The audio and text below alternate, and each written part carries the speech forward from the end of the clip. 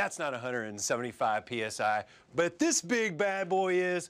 Look at that, 7.5 horsepower of thumping air compressing.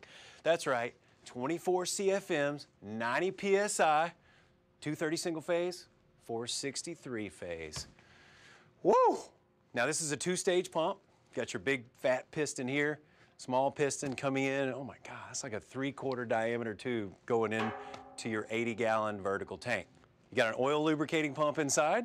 Here's your side glass, and there's an oil guard in case it gets low. Got your cage back here. Does that remind me of high school? I think it does.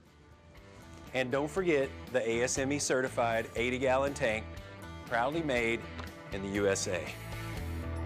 All jet air compressors are backed with a 3-year warranty and proudly assembled in the USA.